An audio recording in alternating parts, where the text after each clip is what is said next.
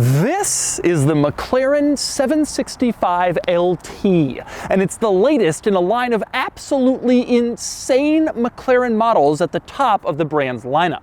I took you on a thorough tour of the 765LT a few months ago, but today I'm going to drive it. Before I get started, be sure to check out Cars and Bids, which is my new online enthusiast car auction website for cool cars from the modern era. If you're looking to sell or buy a cool modern enthusiast car from the 1980s and up, Cars and Bids is the place. Daily auctions with amazing selection, lots of traffic and bids. Check out Cars and Bids at carsandbids.com. First, a little refresher. This is essentially the high-performance version of the McLaren 720S, which is already an amazing supercar in its own right, but this is amazing-er. It bumps horsepower from 710 horses in the 720S to 754, and it's lighter than the 720S. The result is 0 to 60 in 2.7 seconds. And of course, there's more. For one thing, this is tremendously rare. They're only making 765 units of the 765LT for the entire world. And then there's the pricing. Tremendously expensive. This starts around $360,000, but this one has been optioned up to around $430,000, meaning that this car has over $70,000 in options. And today I'm going to review it.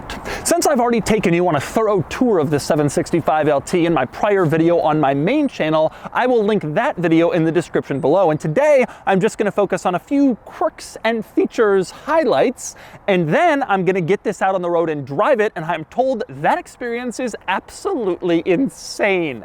And then I will give the 765LT a DOUGSCORE.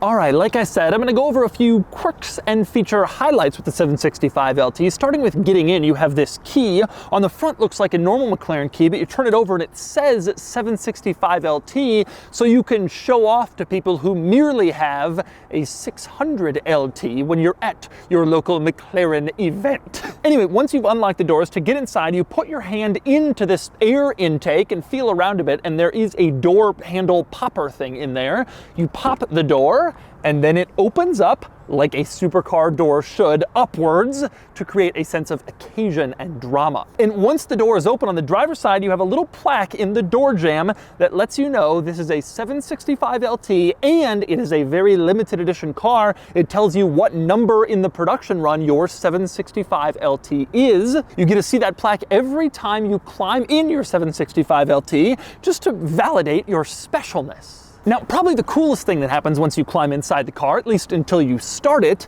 is the gauge cluster screen. Right now you can see it's this thin strip pointing towards the driver, but you turn on the 765LT and the screen actually swivels upwards, revealing a larger gauge cluster screen with more information on it. This is a movable, swiveling, power-operated gauge cluster screen, which is an interesting thing. But just in case you decide the full screen gauge cluster has too much information, maybe it's distracting on the racetrack, you can press this little button to the left of the steering wheel and then swivel it back down so it's again pointing towards you, and then you have a very small screen that only shows the important details you need to know. So some cars let you configure what information is displayed on your gauge cluster screen. In the 765LT, you can configure the size of the screen itself using that swiveling, folding screen. That's a pretty cool touch. But anyway, next, climbing inside the 765LT, one of the first things I notice is behind the seats you have this bar.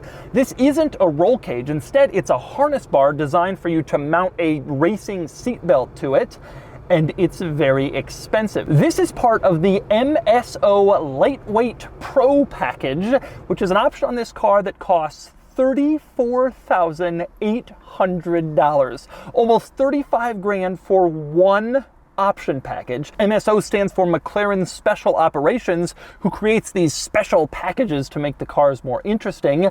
And that package includes the harness bar, as you can see, and these lightweight sport seats. They're ultra tight and ultra lightweight, again, best for track use. They're very tight on you, but they'll keep you in place in hard cornering like on a racetrack. And there's a bunch of other lightweight features, carbon fiber everywhere, part of that package for almost $35,000. Now, also expensive, worth noting on the window sticker, this color, which is sort of a salmony orange type color. They call it Nardo orange, and it costs $5,400 extra, more than $5,000 for a color, but it very much stands out. It is pretty cool. And next up, a quick refresher on the engine. Like I mentioned, over 750 horsepower, which is an insane number, but especially in a car this size. That comes from a 4-liter twin turbocharged V8. I can't show it to you, unfortunately. McLaren makes it so that you can't get access under the hood without some specialized tools. They want to make sure that people don't go poking under there and damage anything,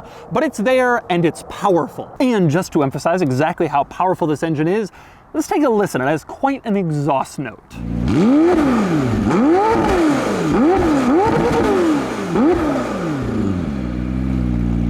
But of course, there's more to this engine than how it sounds standing still, and more to this car as well. So now it's time to get the 765LT out on the road and let's see how it drives. All right, driving the 765LT, and I gotta say there's two parts to this. One is how this car drives on just normal roads, which is, it's a handful. By that, what I mean is not necessarily that it's hard to control, because if you drive it rationally, you won't have that problem. I mean, it's just like exhausting to drive this car. The ride is unbelievably rough. You can feel everything, and you look ahead and you just wince as you can see, as you see like sewer covers or slight undulations in the pavement. You're going so fast, of course, you can't move around them by the time you see them, but you're just like, oh, I'm gonna get beat up by this and this and this. And then you're sitting in these seats, which are unbelievably restrictive and tight. And I'm not a huge guy, and yet these seats are probably, I'm the biggest person width-wise who could comfortably or reasonably fit in these seats. I wouldn't call it comfortable. It's a lot. Now, McLaren would reply to this and say, well, hey, if you want a tame version, go get a 720S. This is, you know, the crazy one. This is the 765LT. This is the race car for the road. And if you're complaining, well, then you're just an idiot because you could have gotten a regular one. And that's kind of true, actually. If you find this car to be uncomfortable, too hardcore, too hard-edged, you're in the wrong car. There's other options for you. This is for the people who want the hardest, craziest, roughest vehicle that's around. But this is certainly that. Don't go buying one of these thinking it's going to be anything other than punishing. That's how I would describe it. I'll tell you, McLaren gave me this car for 3 days, and they told me you have 150 miles that you can use. I can't imagine driving this car 150 miles in 3 days. It would just be exhausting. And so I haven't done that. By the way, one funny thing about this car is it has auto start stop, because I think that's mandated now. So you're driving along, you get to a light in your McLaren, and the engine turns off. Oddly, it's surprisingly well integrated. You can't really feel it happening, but you can certainly hear it happening. And so it's like, why is everything off? But that's auto start stop even in a McLaren. Now, with all that said about this car's difficulty in driving on the street, I will say, when you get this into a situation in which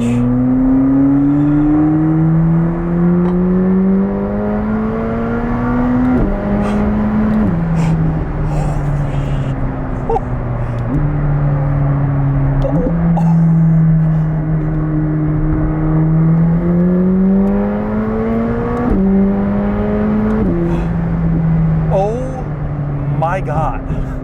You see the brake go up back there. That's the spoiler acting as a brake when you slow down from high speeds to create drag. That is a pretty cool thing to be able to actually see, because it only happens at higher speeds. Hard to show. That is serious speed. That's up there with the fastest. Wow. Where was I?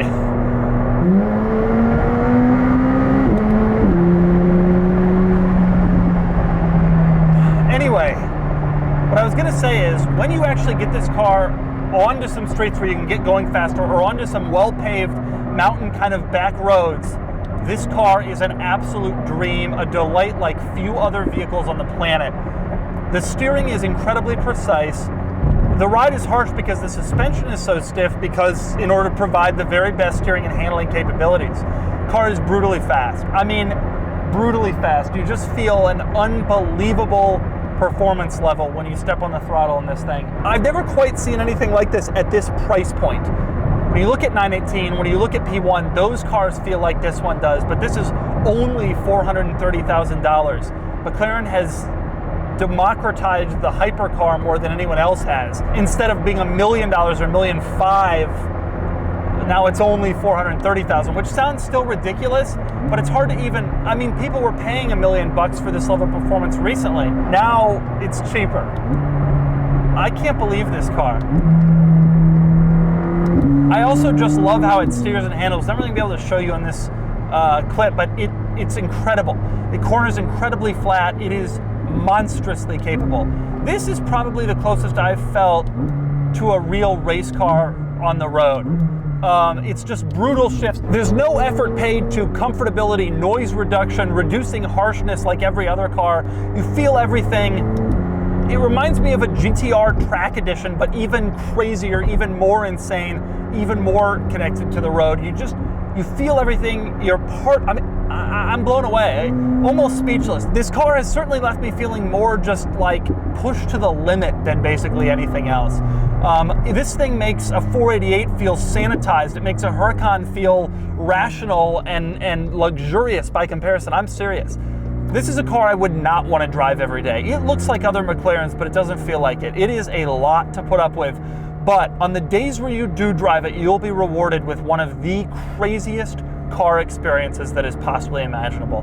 Driving this thing around little stop signs and low speed streets, you're wasting it. This should be on a racetrack, and if not that, then late at night on your favorite back road with no one around.